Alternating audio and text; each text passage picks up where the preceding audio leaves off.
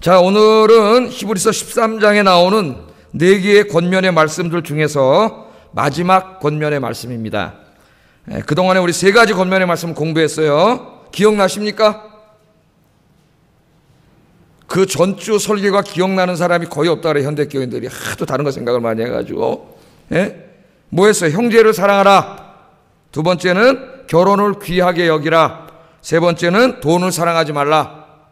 3가지 권면 우리가 3주 동안 공부했고, 오늘은 이제 4번째 권면, 마지막 권면인데 교회 생활에 대해서 권면하는 말씀입니다.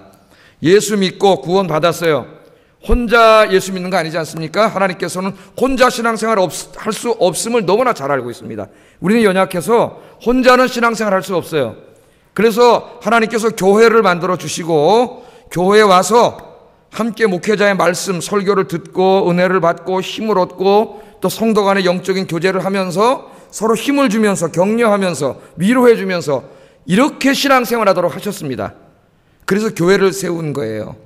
그래서 이 신학자들은 교회를 우리 신앙의 모태라고 합니다. 모태. 여러분의 모태는 어머니 뱃속이었듯이 이 교회는 신앙의 모태예요. 그래서 교회가 행복하고 교회의 은혜가 충만해야 여러분이 행복합니다.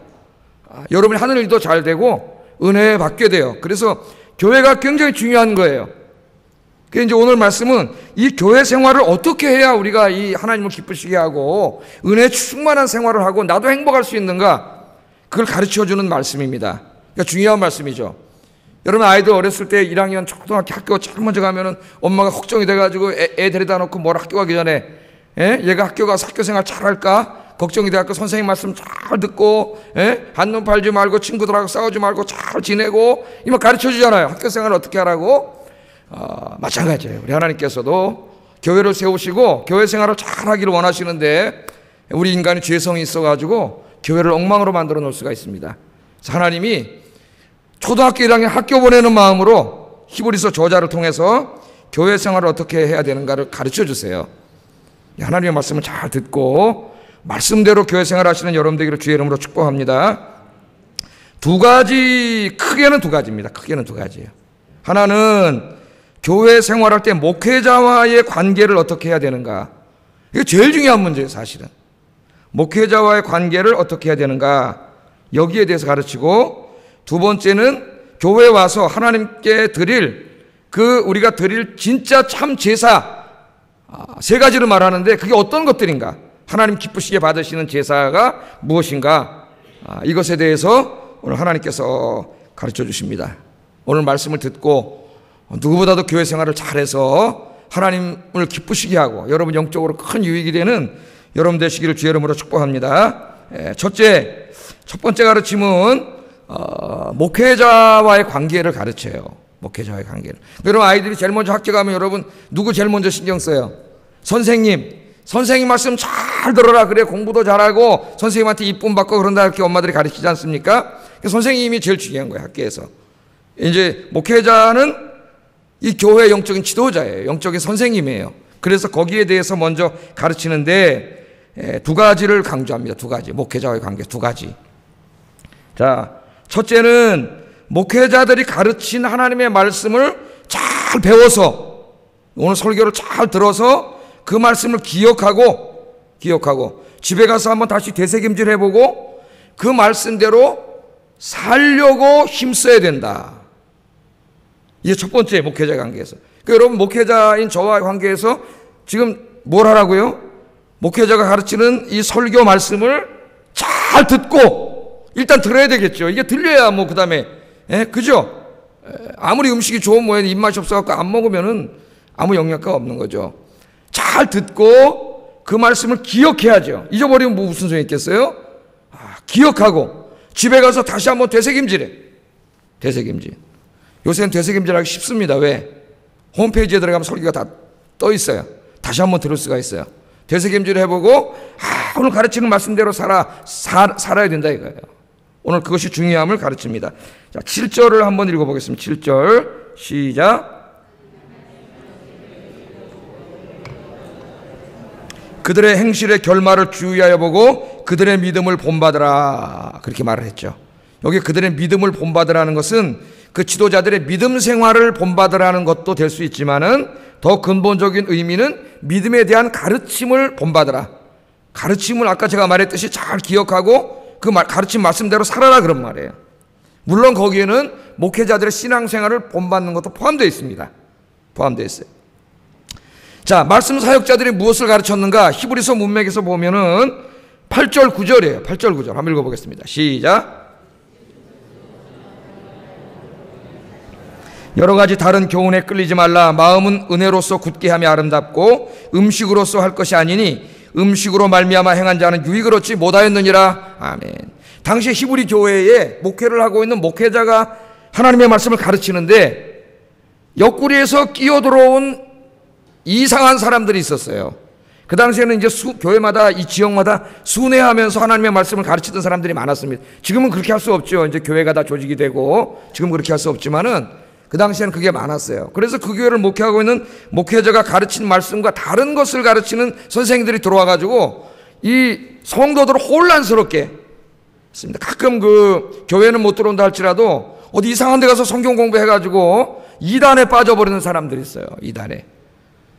여러분, 정상적인 교회는 다른 교회 다니는 사람을 자기 교회에 와서 성경 공부하라고 절대로 말하지 않습니다. 아셨죠? 그렇게 말하는 사람은 벌써 이단이에요. 만약에 제가 성경 공부를 하는데 다른 교인이 와서 이렇게 좀 우리 교회 집사님 알아가지고 성경 공부해도 될까요? 그러면 제가 목사님한테 허락 받고 오세요. 그렇게 얘기합니다. 가서 담임 목사님한테 허락 받고 오세요. 그게 진짜 목사예요. 교회예요. 그렇지 않은 건 다 이단이에요. 근데 여긴 교회로 옆구리로 들어왔어요. 누구냐 하면 이 사람들이 유대인들이었던 것 같아요. 유대인. 그래서 뭐라 그러냐면은 목사님들이 가르쳤습니다.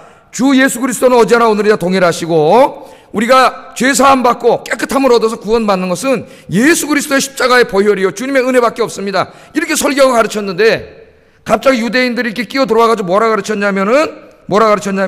이 사람들이 음식에 대해서 가르쳤다 그래요. 음식으로 유익게 된다. 그 말은 유대인들의 음식법이에요. 여러분 잘 알고 계시죠? 모세율법에 하나님 앞에 정결하게 되기 위해서는 우리가 모든 음식을 다 먹을 수 없습니다. 그래서 굽이 안 갈라진 거 또는 되새김질하지 않는 거, 돼지고기 같은 거 이런 거 먹지 말라 그랬죠. 그 음식법을 지킴으로 자기들을 깨끗게 할 수 있다고 생각을 했어요. 이 사람들이 들어와가지고 하는 말이 예수님만 믿는다고 죄가 깨끗해지는 게 아니다. 모세율법에 있는 음식법도 지켜야 된다. 돼지고기도 먹지 말고 개고기도 먹지 말고 선지도 먹지 말고. 그래서 우리 옛날에 우리 교회들이 많았고 우리 교회도 그렇게 가르쳤다 그래. 옛날에 목사님 그 당시에 신학이 많이 발전하지 않았기 때문에 이제 그렇게 가르쳤겠죠. 그래서 제가 맨 처음에 보니까 선지 먹어도 됩니까? 이렇게 물어보는 사람. 개고기 먹어도 됩니까? 왜냐면 목 졸라 죽인 거 먹지 말라 그랬는데 보통 개는 옛날에 동네 사람들이 어떻게 죽여요? 무식하게. 개 잡는 거 봤어요? 목을 딱 졸라가고 목 뒤로 막 그거 보면 못 먹어요. 그렇게 죽이잖아요. 그래가지고 먹어도 되냐 안 먹어도 되냐 그런 게 아직 잔재가 제가 맨 처음에 오니까 굉장히 많이 남아있더라고요. 물론 이제 말씀대로 살려고 하는 노력 중에 구약의 말씀을 잘못 이해해서 있는 것이라고 이해는 합니다만 그런 것들이 지금 교회 안에 들어온 거예요. 그러니까 우리나라도 옛날에 아직 신학이 발전하지 않았을 때는 이게 성경의 가르침인지 뭔지 막 들어와가지고 사람들 혼란스럽게 막 해가지고 또 그게 굉장한 말씀보다도 위에가 있어요. 교회 전통이. 그걸 어기는 자는 난리가 나는 거지 와서 막. 예를 들면 여기서 기타를 쳐도 되냐 드럼을 쳐도 되냐 이런 거에 다 아디오포라라고 하는 거죠. 아디오포라. 해도 되고 안 해도 되고 아무 문제가 의미가 없는 기독교 본질이 아닌 거 이런 걸 들어와서 이런 걸 해야 깨끗하게 된다고 가르쳤더니 오늘 뭐라 그래요? 예수님 어제나 오늘이나 동일하시고 그 말씀은 변하지 않아요. 다른 거 필요 없습니다. 오직 주 예수 그리스도의 보혈만이 저와 여러분을 깨끗게 하실 수 있는 줄로 믿습니다. 그리고 그 외에는 필요 없어요. 충분합니다. 충분해. 다른 어떤 것도 필요 없습니다. 주 예수 그리스도를 믿고 여러분이 죄인을 고백하고 주 예수 그리스도를 믿으면 여러분은 모든 죄에서 죄사함을 받고 구원받은 하나님의 자녀가 되는 줄로 믿습니다. 죄사함 받고 구원받는 것은 예수 그리스도 한 분으로 충분해요. 충분해. 그래서 오늘 히브리서 저자가 뭐라 그러냐면은 이런 것을 가르치는 자들, 주 예수 그리스도의 십자가의 복음 이외에 다른 것을 가르치는 자들을 다른 복음이라 그래요. 다른 복음. 다른 복음, 다를 이자. 그러니까 요새로 말하면 뭐라 그래야 돼요? 다를 이자 써서 이단이에요. 이단에 조심해야 된다는 거예요.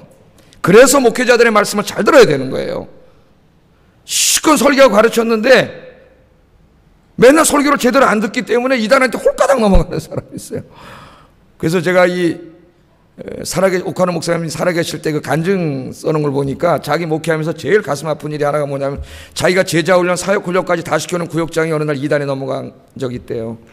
그게 잊혀지지 않는답니다. 이렇게 가르쳐놨는데, 그렇게 열심히 했는데 이단에 넘어가는 사람이 있어요. 오늘 우리 사회에 보면은 뭐 신천지니 뭐 또 있어요. 요새 한참 했던 뭐 구원파니 뭐 이상한 것들 있지 않습니까? 그런 것도 이단이에요. 조심해야 됩니다. 하여튼 목사님 말씀 잘 듣고 예배 시간마다 참석해서 설교 듣고 그러면 절대로 넘어가지 않는데, 이상하게 또 설교 시간에 이거 하는 사람이 이단은 또 잘 들어요. 참 이상해요. 이상하죠.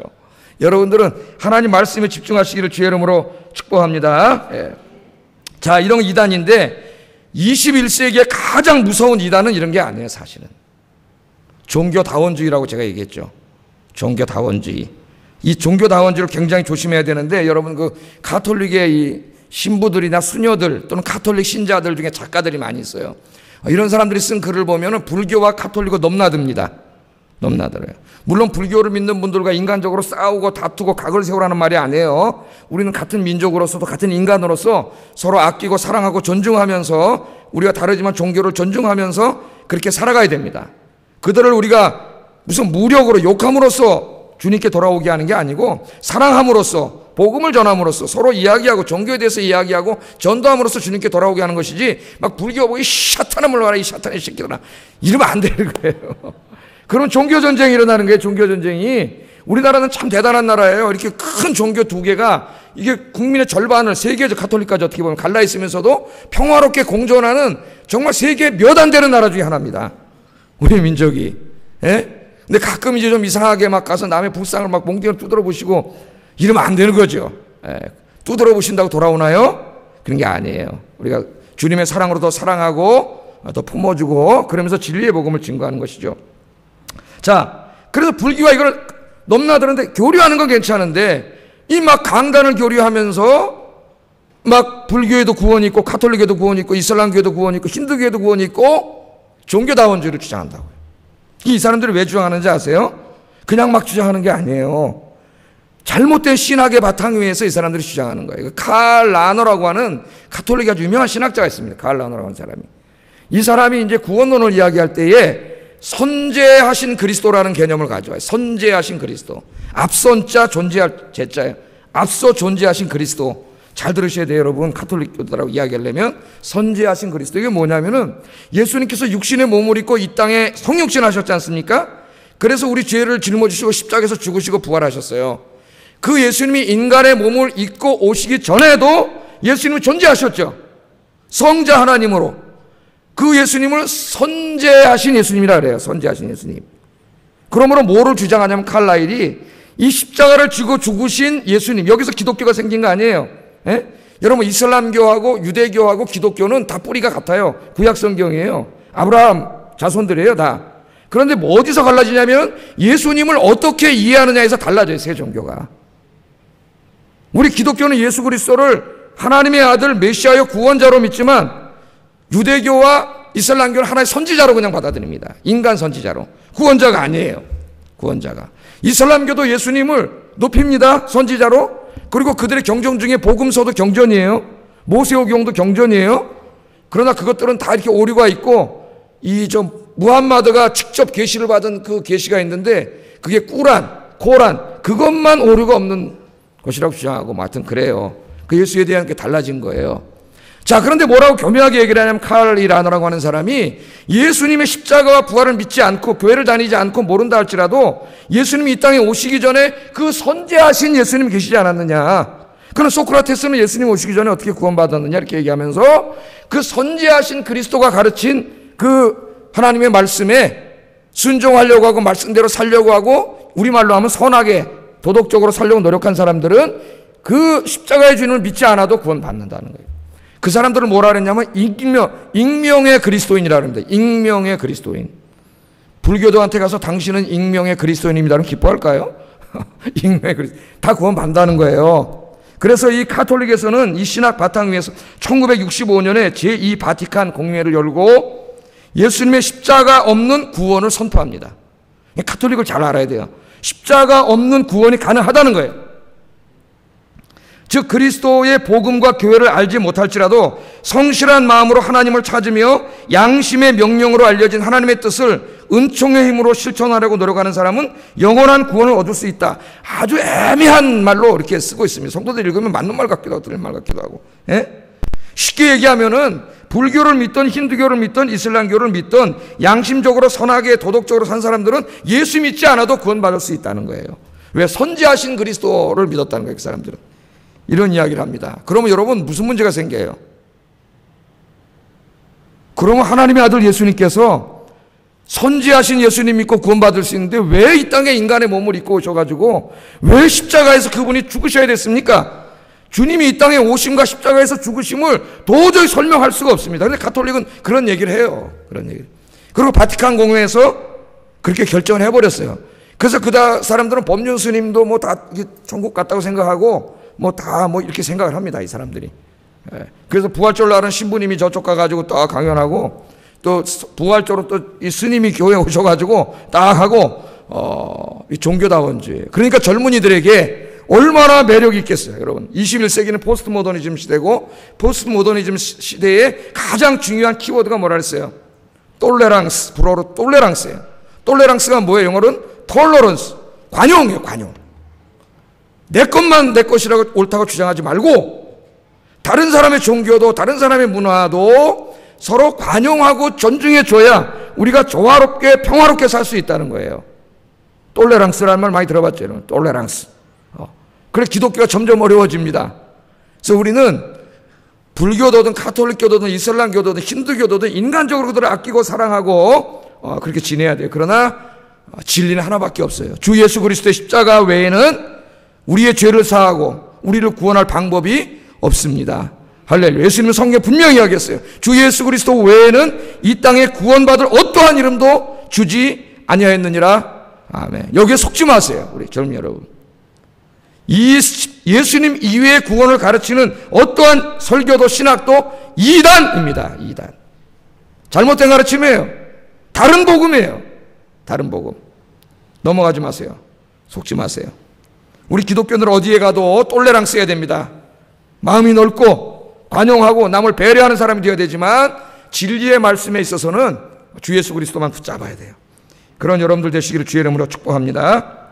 자, 지금 이 말을 하면서 하나님이 뭐라 그러시는 거예요? 그러니까 목회자들이 가르치는 설교, 성경 공부 말씀을 잘 배우라는 거예요. 그래서 그 말씀을 가슴에 새기고 되새김질하고 그 말씀대로 살려고 몸부림치라는 겁니다. 첫 번째가 교역자의 관계에서. 그러니까 교역자의 관계에서 제일 중요한 게 뭐예요? 교역자를 뭘로 만나는 거예요? 말씀의 종으로 만나는 거예요. 말씀의 종으로. 기도와 말씀의 종으로. 여러분의 삶이 그렇게 되기를 주의 이름으로 축복합니다. 자, 그런데 이 목회자를 말씀의 종으로 만나서 그 말씀의 꼴을 먹고 내 영혼이 살찌기 위해서는 전제되어야 되는 것이 있어요. 두 번째 뭐냐면은 목회자들에게 순종하고 복종하라는 것입니다. 17절 읽어보겠습니다. 시작.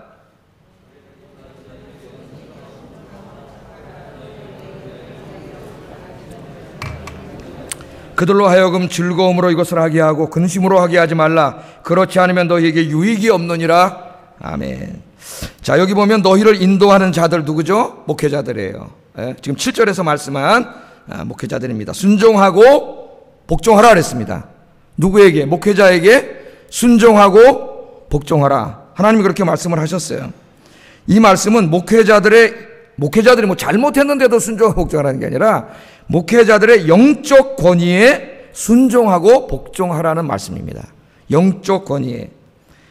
하나님께서는 목회자의 영적 권위에 순종하고 복종하라고 말씀하신 후에 왜 우리들이 목회자의 영적 권위에 순종하고 복종해야 되는가 이유를 가르치세요.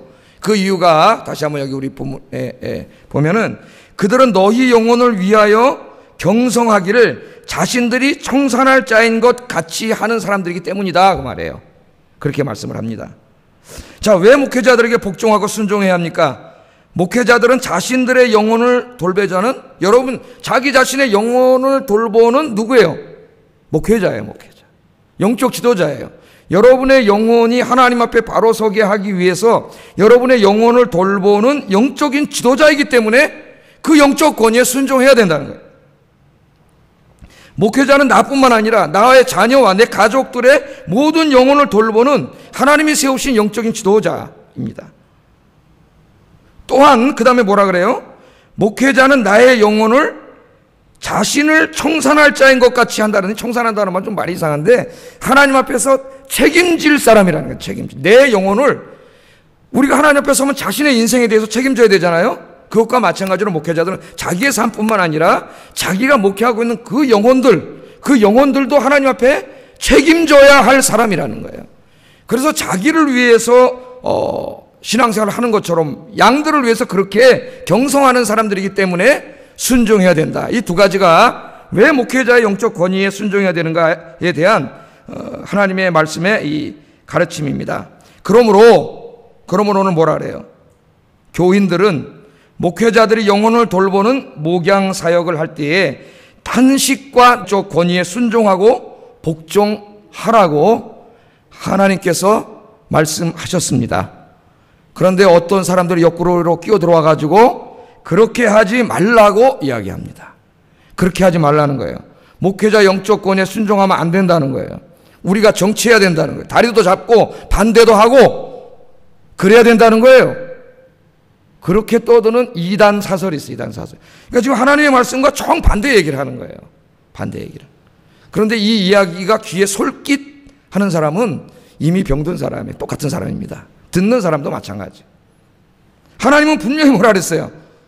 순종하고 복종하라. 토를 달지 마세요. 하나님 말씀에. 순종하고 복종하라. 그렇게 말씀을 하셨습니다. 만일 어떤 사람이 목회자들이 영혼을 돌보는 목양 사역을 하는데 영적 권위에 복종하지 않고 목회에 자꾸 걸림돌이 되면 그 사람에게는 유익이 없다. 하나님 이렇게 말씀합니다. 유익이 없어요. 그 사람에게는. 유익이 없다는 말이 어떤 말일까요? 영육 간에 복을 받지 못한다는 거예요. 그 사람은. 한번 여러분 생각을 해보세요. 목회자의 영적 권위에 순종하지 않고 자꾸 이상한 행동을 하고 말을 하고 하는 사람이 그 목회자가 설교하는 설교가 들리겠어요? 안 들리겠어요? 들리지 않습니다. 지금 하나님의 관심은 목회자가 전하는 말씀의 꼴을 먹고 영혼들이 이단에 빠지지 않고 건강한 하나님의 성도로 자라고 성장하는 것인데 지금 순종하지 않는 사람이, 권위를 인정하지 않는 사람이 설교를 들을 리가 없어요. 그 설교에 순종할 리가 없어요. 복종할 리가 없어요. 말씀이 들어올 리가 없어요. 딴 생각하고 있다가 존다고요. 그러니까 그 사람들의 영혼이 피폐해지는 거예요. 피폐해질 수밖에 없죠. 아주 피폐해집니다. 흉측한 광야같이 돼요. 그 영혼이. 그러니까 그 자체가 이미 메말라 갈 뿐만 아니라 그런 사람을 하나님이 기뻐하시겠습니까? 기뻐하지 않으세요. 하나님 복을 주시겠어요? 절대로 복 주지 않으세요. 그래서 그 사람에게는 유익이 없습니다. 유익이. 그래서 이것은 우리 신앙생활할 때 굉장히 중요한 거예요. 목회자가 무슨 사기치고 나쁜 짓 하는데 거짓말을 하는데 아이 순종해야지 그러는 게 아니라 목회자가 눈물로 기도하면서 말씀으로 가르치고 주님의 교회와 성도를 위하여 목양사역을 할 때에 그 영적인 권위에는 생각이 다르더라도 순종하라는 거예요. 순종. 근데 이제 우리가 이제 이걸 얘기를 하면은 교회 맨 처음에 나온 사람이 목회자 말씀에 순종 안 하겠습니까? 다 순종해요. 목회자를 존경. 목회자랑 멀리 있을수록 은혜를 더 받습니다. 그런데 목회자로 자꾸 가까이 올수록 은혜를 못 받습니다. 목회자 한 사람의 인간이고 자꾸 만나다 보면은 하나의 이제 인간으로 보여요. 그 은혜를 못 받는 경우가 생겨요. 그래서 어떤 목사님 그런 말씀합니다. 목회자는 성도들을 자주 만나지 말라 그래요. 왜? 신선함이 떨어진대요. 신선함이. 그래가지고 비서를 하나 더 가지고 비서를 문 앞에 세워놓고 목회자 만나는 걸 하나님 만나기보다 어렵게 해야 된다는 거예요. 예? 설교만 하고 멀리서 이렇게 만나고 어떻게 보면 좀 일리가 있는 말인 것 같기도 한데 또 친밀하기도 해야지요. 가까이 올수록 은혜 받지 못합니다. 가까이 올수록. 그래서 가까이 있는 사람일수록 더 기도해야 돼요. 그리고 교회를 오래 다니고 직분을 받은 사람일수록 점점 더 순종하지 못합니다. 병들게 돼 있어요. 근데 대단히 죄송한 말이에요. 장로님들이 여기 계시지만은 우리 장로님들은 가장 순종하기 어려운 분들이에요, 사실은. 왜냐하면은 장로님이 되시기 전까지는 목회자를 회의에서 만날 일이 없습니다. 거의. 말씀과 기도로만 만나요. 이렇게 멀리서. 그런데 장로님 되시면 당회를 들어와가지고 회의에서 목사를 만나게 돼요. 여기서부터 헷갈리기 시작합니다, 이제. 예? 이제까지는 분명히 하나님 말씀 속에 저분은 내 영혼을 책임지는 목양자였는데 회의에서는 목사님도 한 표, 나도 한 표. 이래 돼가지고 저분이 나의 목양자라고 하는 아주 중요한 본질을 잃어버려요. 그래서 이 시험에 빠져가지고 패망의 길을 걷는 사람이 한국교회에 너무 많아요. 안타까운 거죠. 안타까운 거예요. 이걸 구분을 할지 몰라서. 물론 우리 장로님들은 그렇지 않기 때문에 제가 말씀을 드립니다. 네. 제일 어려운 분들이에요. 그래서 사실 장로님들 제일 많이 기도하셔야 돼요. 장로님들이 목회에 협력하고 이렇게 목사님 목회 순종하고 기도하고 협력하는 분들은 정말 훌륭한 분들이에요. 정말 훌륭한 분들이에요. 장로님이니까 당연히 그러겠지. 아니에요. 제일 힘든 분들이니까요. 여러분이 한번 나중에 거기 와보세요. 네, 권사님도 대보고 한번 대보세요. 마귀의 시험이 굉장히 많다고요. 그래서 오늘 하나님의 말씀은 분명히 이야기합니다. 하여튼 제가 감사한 것은 제가 많이 부족함에도 불구하고 우리 교인들께서 잘 순종해 주시고 또 대체로 잘 협력해 주시고 기도해 주셔서 또 목회를 잘 하고 있습니다. 오늘 여기 18절 19절 말씀에 보니까 순종할 뿐만 아니라 뭘 부탁합니까? 우리를 위해서 기도해 달라고 부탁합니다. 기도. 그러니까 여러분 목회자도 약하고 연약합니다. 인간이니까. 여러분 위해서 많이 기도해 주시고 우리 목사님 좋은 목사님 되도록 인도해 주세요. 진실한 목사님 되도록 인도해 주세요. 기도하면서 여러분 헌신하면서 수고하면서 순종하면서 함께 손을 잡고 목회자들과 우리 장로님들과 온 성도들이 손을 잡고 하나님 맡겨준 이 아름다운 이 아이언교회를 부흥시켜 나가고 아름다운 공동체로 만드는 일에 더욱 힘쓰시는 여러분 되시기를 주의 이름으로 축복합니다. 이 첫 번째 제일 중요한 게 목회자와의 관계다. 목회자 관계. 자, 그래서 이제 목회자의 관계는 말씀을 듣는 일에 집중하고 말씀대로 사는 일에 집중하고 그 영적인 권위에 순종하는 것이 중요하다는 걸 가르쳤어요. 이제 그 다음에 크게 두 번째입니다. 크게 두 번째. 교회 생활을 어떻게 잘하느냐? 하나님이 기뻐하시는 제사를 드려요. 구약의 용어로 얘기하는 거예요. 제사는 구약의 용어죠. 우리 제사 드리지 않아요. 동물 제사. 그러나 구약의 용어로. 히브리서는 특별히 예수님을 대제사장으로 설명하는 성경이기 때문에 구약의 언어가 많이 나옵니다. 하나님이 기뻐하시는 세 가지 제사를 드려야 된대요. 교회에. 그 첫 번째가 뭐냐면은 몸된 교회를 위해서 헌신하는 제사를 드려야 돼요. 헌신. 수고와 땀을 흘리는 제사예요. 이 내용이 10절에서 14절까지 긴 내용으로 나옵니다. 같이 한번 읽어보겠습니다. 시작. 그 제단에서 먹을 고난이 없나니 이는 죄를 위한 짐승의 피는 대제사장이 가지고 성소에 들어가고 그 육체는 영문 밖에서 불사름이라. 그러므로 예수도 자기 피로서 백성을 거룩하게 하려고 성문 밖에서 고난을 받으셨느니라. 그런즉 우리도 그의 치욕을 짊어지고 영문 밖으로 그에게 나아가자. 우리가 여기에는 영구한 도성이 없으므로 장차 올 것을 찾나니. 굉장히 복잡하고 긴 말씀인 것 같으나 간단한 말씀입니다. 구약의 제사를 고집하는 유대인들, 그러니까 예수 그리스도의 십자가가 완전하지 않기 때문에 구약의 제사를 고집하는 그런 유대인들은 십자가의 은혜를 누릴 수 없다. 예수님이 왜 자꾸 뭘 갖다 빼려고 하는 것도 문제가 더하려고 하는 것도 문제예요.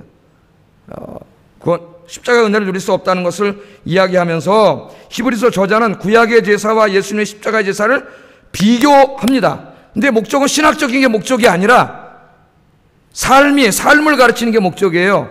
그래서 마지막에 뭐라 그래요? 예수님께서 옛날에 구약의 제사장들이 이제 동물을 잡아가지고 대속죄일날 그 피를 가지고 제단에 들어가서 뿌리잖아요. 지성소에 1년에 한 번 들어가요. 한 번. 지성소에 들어 피를 뿌려요. 그러면은 1년 동안 죄를 하나님 용서해 주시는 거야. 그 죄를요, 하나님께서. 얼마나 사랑이 많으신 분이에요. 그러면 거기 남은 그 살과 이 찌꺼기들은 바깥에, 영문 바깥으로 가지고 나가야 됩니다. 나가서 거기서 불태워버려요. 불태워버려. 그걸 얘기하면서 예수님께서도 지금 어떻게 했다는 거예요? 십자가가 어디서? 골고다. 예루살렘 영문 밖에서 죽으셨잖아요. 골고다 언덕에서 그 치욕의 십자가를 지고 죽으시지 않았느냐? 그렇게 함으로 세상을 구원하시지 않았느냐? 그 얘기를 하시면서 뭐라 그래요? 우리도 그 치욕을 짊어지고 영문 밖으로 나가야 된다는 거예요. 그러면서 한마디를 더 붙이죠. 여기에는 우리가 살 영원한 도성이 없다는 거예요. 여기는 우리가 영원히 살 곳이 아니라는 거예요. 예? 그러므로 이 땅에서 뭘 부귀영화를 더 누리고 뭐 세상을 즐기려고 그 주님을 위해서 많은 시간과 정력을 바쳐서 헌신하고 봉사해야 되는데 뭘 이 땅에서 좀 더 누리고 즐기겠다고 자꾸 이 세상으로 가가지고 영문 밖으로 그 지옥의 삶 속으로 주님을 위한 헌신의 삶 속으로 가지 못하느냐? 그 말이에요. 우리가 영원히 살 곳은 어디 있어요? 천국이에요. 하나님의 나라예요.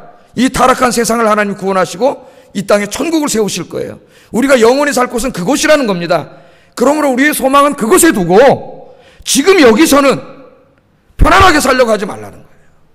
지금 여기서는 어떻게 하라는 거예요? 주님이 저 영문 밖에 나가서 십자가에서 죽으시면서 지옥과 고통을 당하셨는데 그분을 따르겠다고 하는 자들이 편안한 인생을 추구해? 나 신앙생활 편안하게 하고 싶어요. 나 부담 주지 마세요. 기독교가 아닙니다, 여러분. 그렇게는 예수 믿는 게 아니에요. 그렇게 가르치는 자들은 이단이에요. 이단! 지금 뭐라 그래요? 주님께서 영문 밖으로 나가셔서 거기 십자가에 매달려서 지옥의 죽음을 죽으셨다면 너희도 영문 밖으로 나가야 되지 않겠느냐? 이 땅에서 무슨 살 도성이 있다고, 이 땅에서 무슨 편안한 삶을 살겠다고 이 세상에 빠져가지고 주의 일 하지 않느냐 그 말이죠. 그 한마디로 말하면 뭐예요? 주님이 십자가에서 세상을 구원하기 위해 고난받은 것처럼 너희들도 주님의 몸된 교회와 복음을 위해서 그 고난과 모욕을 당해야 된다는 거예요. 할렐루야. 지금으로 말하면 수고와 땀과 헌신입니다. 헌신. 그것이 하나님이 기쁘시게 받으시는 제사라는 거예요. 여러분은 그런 제사를 드리고 있나요? 예수님께서 마태복음 8장 34절 35절 이렇게 말씀하셨습니다. 한번 읽어보겠습니다. 시작. 앞에 나와 있잖아요. 시작. 여기 안 나오고 있어요, 계속? 난 저기 나와가지고 찾아보겠습니다. 마태복음 8장 34절 35절.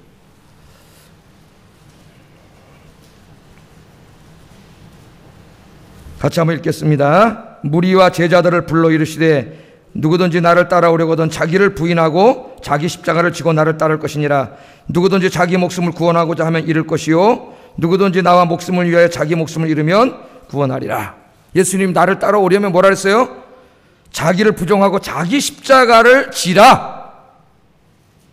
예수 믿고 이제부터 집에서 편안하게 성경이나 묵상하면서 그렇게 편안하게 살아라. 그렇게 말한 곳은 성경에 한 군데도 없습니다. 한 군데도.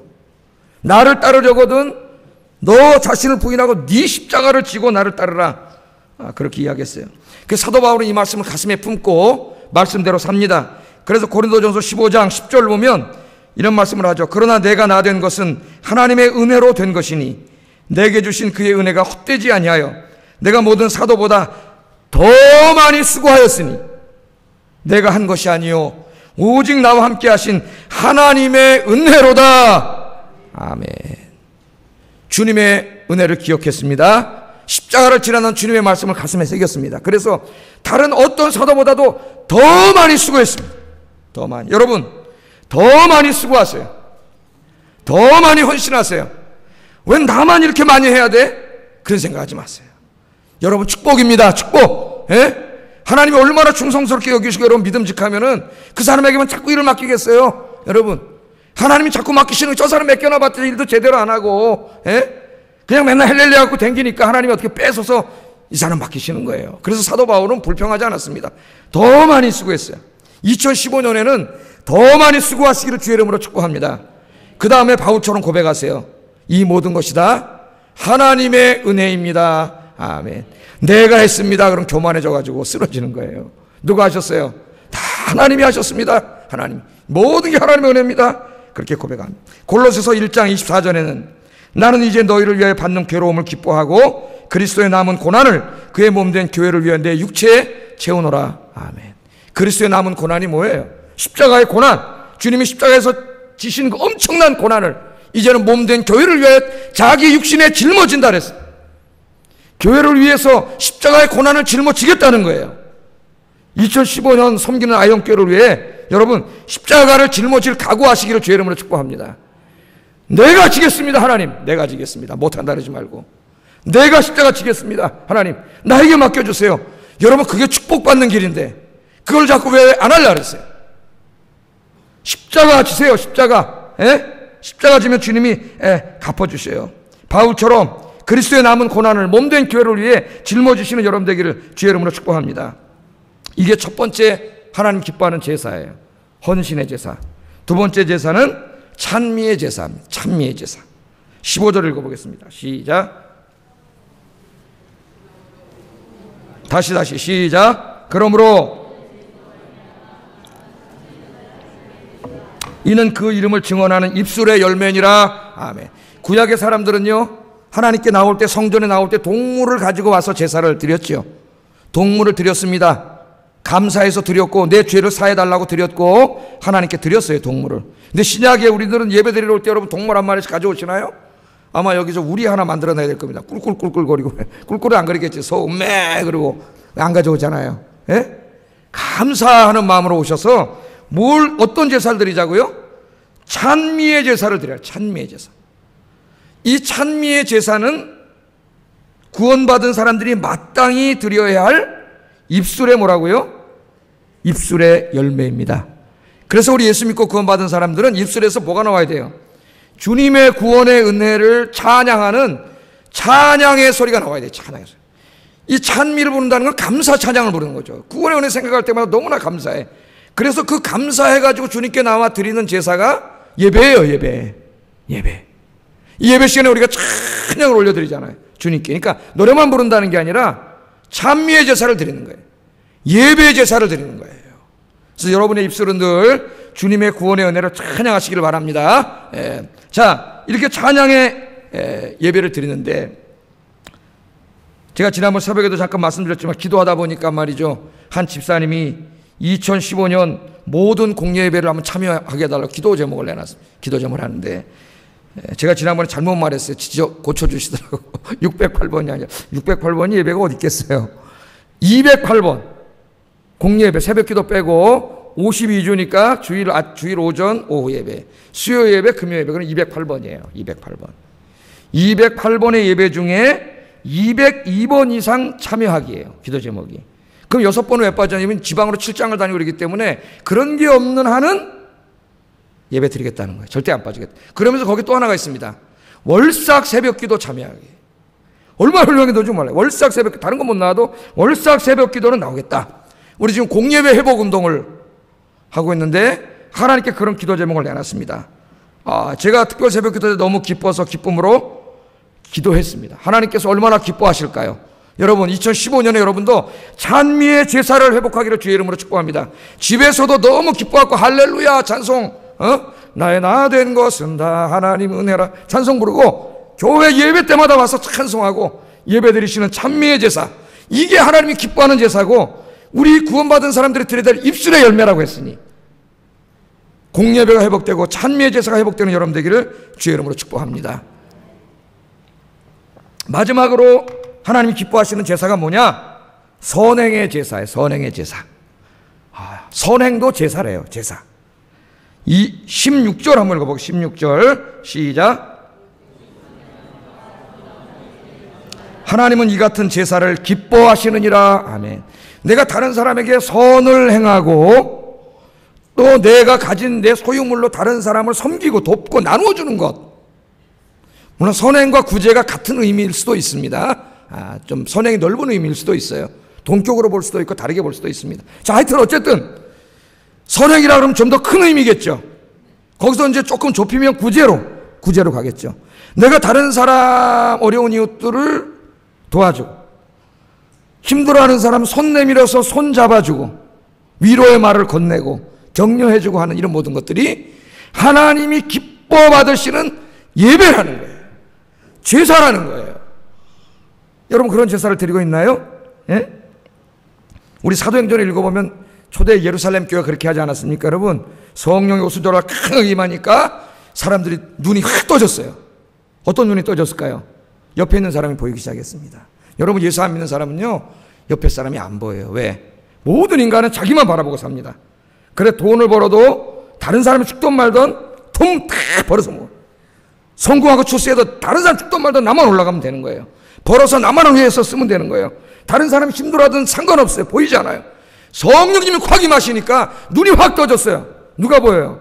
옆에 사람 우는 사람이 보여요. 눈물 흘리는 사람이 보여요. 가난한 사람이 보여요. 예? 그래서 어떻게 했다고요? 집 팔고 땅 팔고 밭 팔고 사도들한테 그 돈 갖다가 놨어요. 그 사도들이 그 돈을 가지고 도와줬어. 그래서 예루살렘 교회는 가난한 사람이 없었더라. 내가 이렇게 한 것은 너희로 하여금 평균케 하기 위함이니라. 아멘. 이 말씀을 과대 해석해서 나온 게 공산주의입니다. 공산주의. 그 예수님 공산주의자라 그랬어요.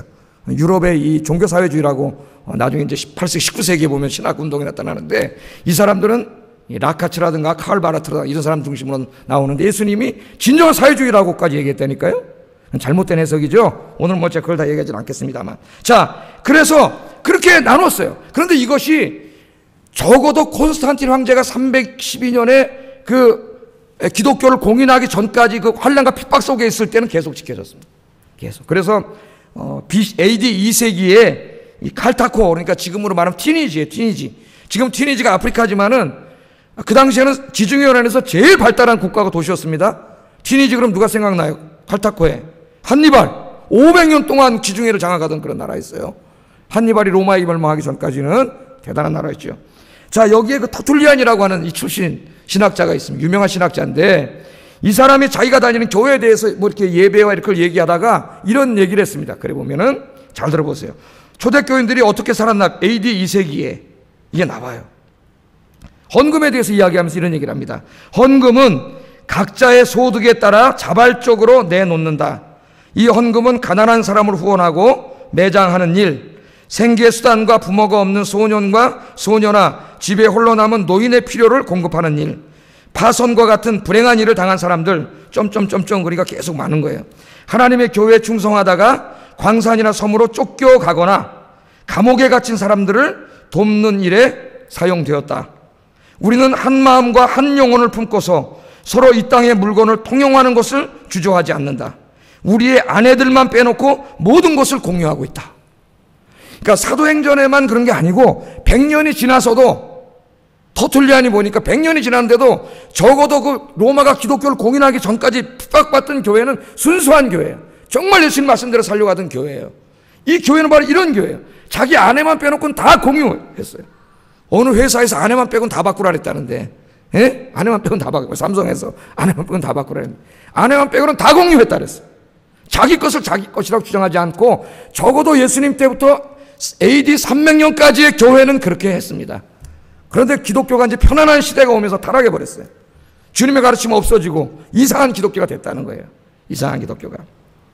여러분들, 주님께서 우리에게 주신 게 많습니다. 우리 주변에 환난과 핍박 가운데 있는 사람들, 어려운 사람들이 많은데 여러분 도울 수 있는, 돕고 사는, 나누어주는 여러분 되시기를 주의 이름으로 축복합니다. 선행과 나눔은 꼭 구제만 의미하지 않습니다. 제가 몇 가지 좀 더 이야기하고 넘어가게. 오늘 설교를 마치려고 하는데 제가 그 요새 읽는 책이 한 권 있어요. 몇 권을 같이 읽어요. 막 번갈아 가면서. 막 스필 같은 거 그냥 졸릴 때 막 읽고 설교에 좋은 얘기들은 막 또 컴퓨터에 쳐놔요.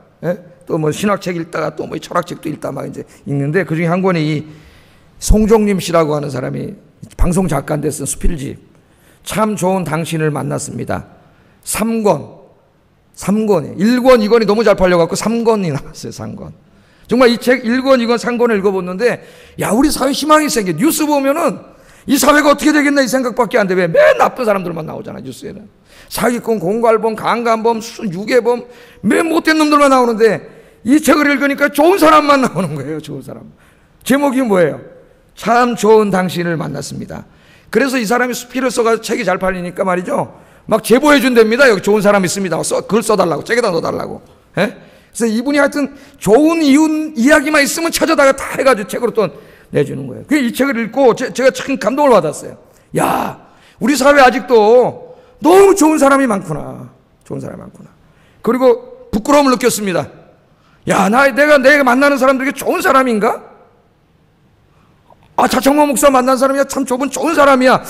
난 그런 사람인가? 한번 생각해 봤어요. 야, 인간은 정말 끊임없이 배우고, 끊임없이 반성하고, 끊임없이 자기 성찰하고, 정말 죽을 때까지 성장해야 되는구나. 그런 걸 깨닫습니다. 스카펙이라고 하는 그 유명한 정신과 의사가 아직도 가지 않은 길, 유명한 책을 썼죠. 그 길의 주제가 바로 그거예요. 인간은 죽을 때까지 공부한다는 거예요. 배워야 된다는 거예요. 그건 무슨 ABC를 배우고 뭐 언어를 배운다는 의미가 아니라 끊임없이 인생에 대해서 배워야 된다는 거예요. 그래서 날마다 자기를 성찰해서 정말 훌륭한 인격체로 날마다 성장해야 된다는 거예요. 그런 의미에서 완성된 사람은 없고, 우리의 인생은 난 다 살았다, 난 정말 완전해, 그럴 사람 없어요. 인생은 계속 가는 길이에요. On the way to the perfection이에요. 완전을 향해 우리는 가는 길에 있는 사람들, 가는 길에 있는 사람들. 그리고 이 책이 잘 팔린다니까 마음이 기뻤습니다. 좀 많이 팔렸으면 좋겠다.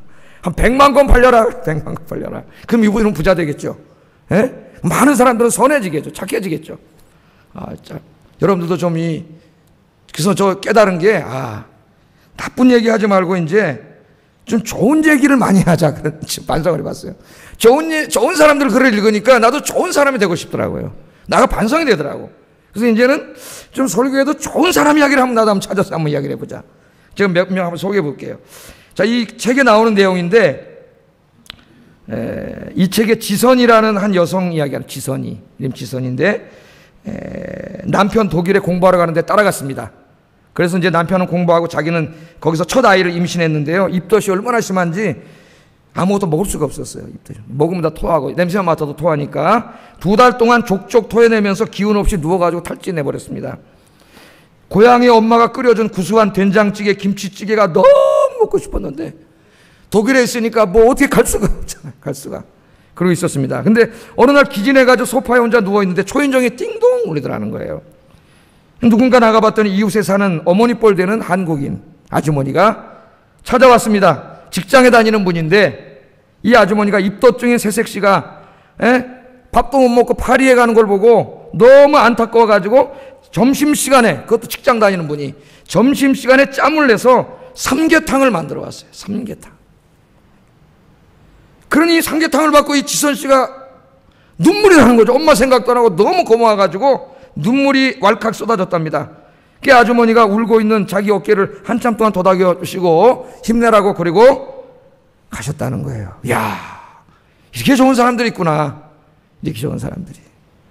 여러분들 이웃들에게 이렇게 좋은 사람입니까? 직장 다니고 직장에 나가서 가가지고 좀 여러분 아침에 좀 커피도 한 잔 타드리고, 300원짜리 얼마입니까? 요새 자판기 커피 안 먹어 갖다 드리고, 정말 좋은 사람이 돼야 되겠다. 좋은 사람이.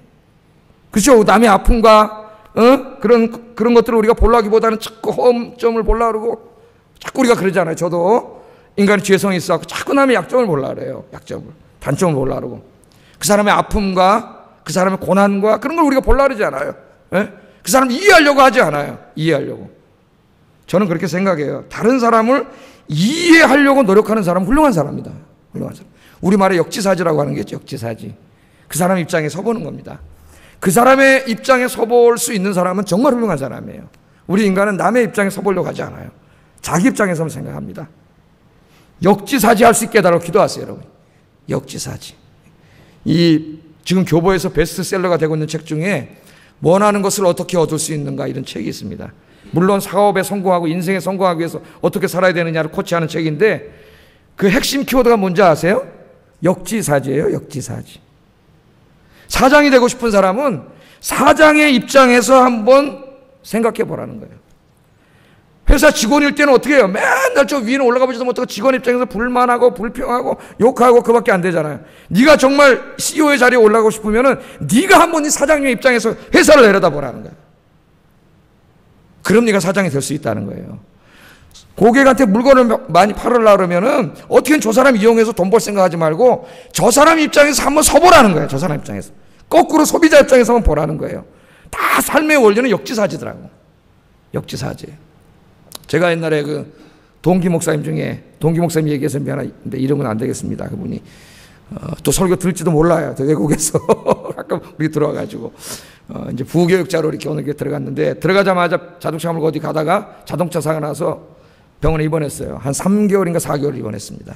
이 교회가 이제 작은 교회인데 이제 처음으로 교회가 부흥회고 부목사님 한 번 모셨는데 사고가 나서 거기 가 있는 거야. 이분이 나한테 불평을 하더라고. 동기 목사님인데. 야, 내가 4개월 동안 입원해 있는데 뭐 관심도 안 간다는 둥 뭐 이렇게 불평을 하는 거예요.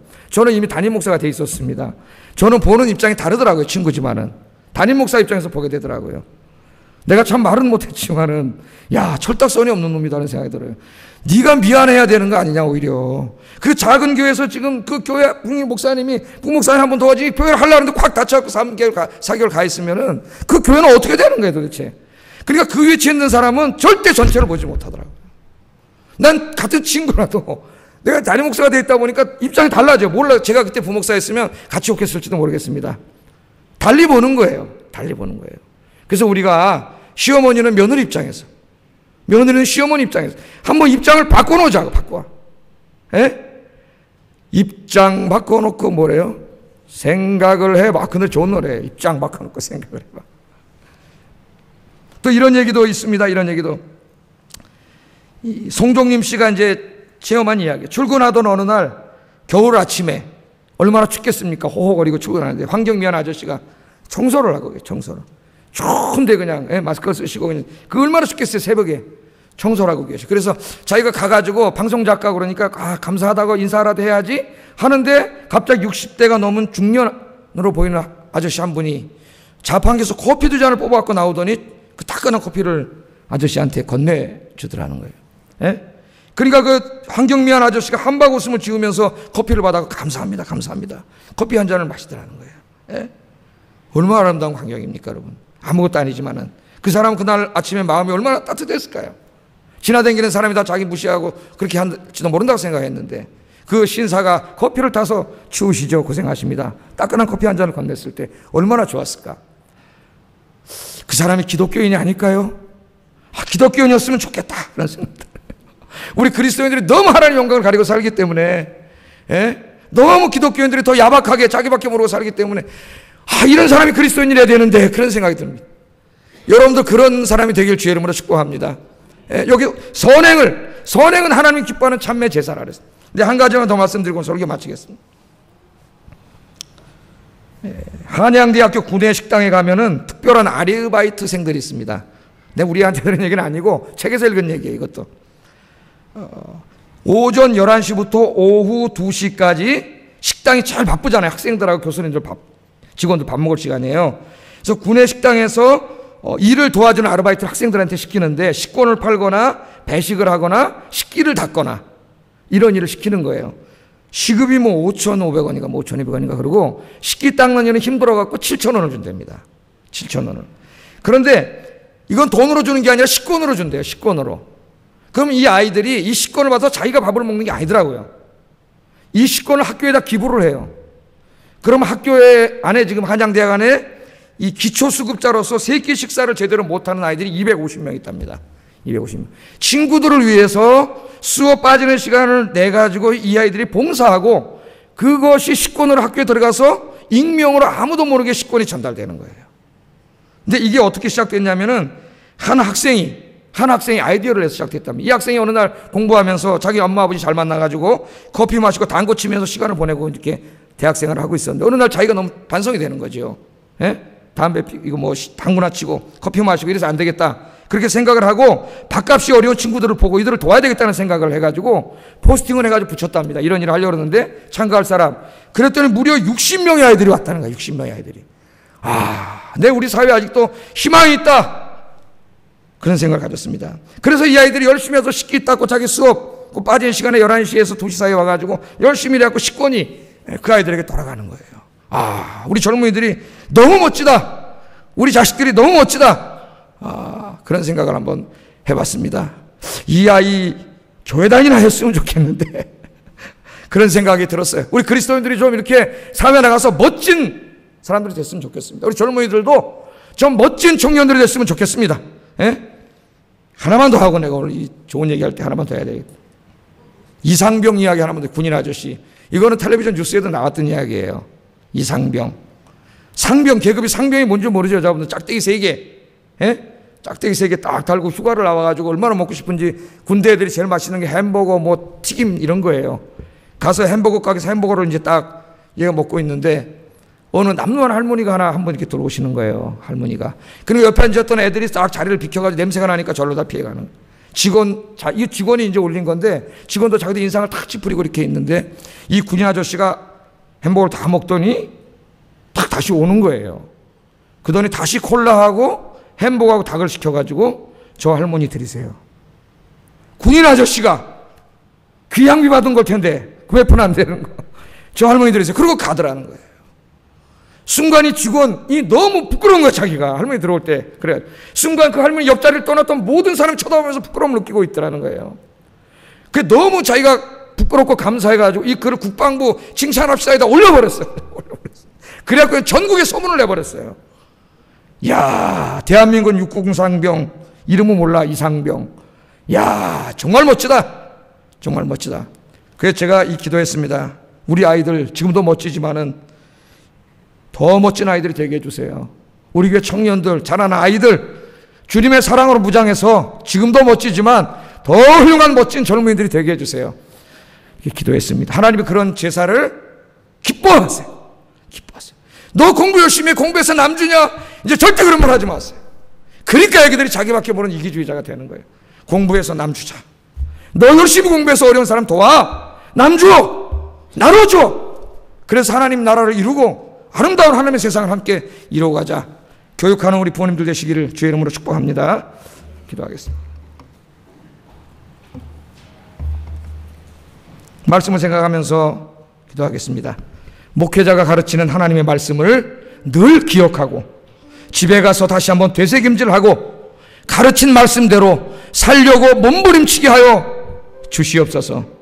목회자의 영적인 권위에 하나님 말씀대로 복종하고 순종하며 기도와 헌신으로 목회에 협력하게 하소서.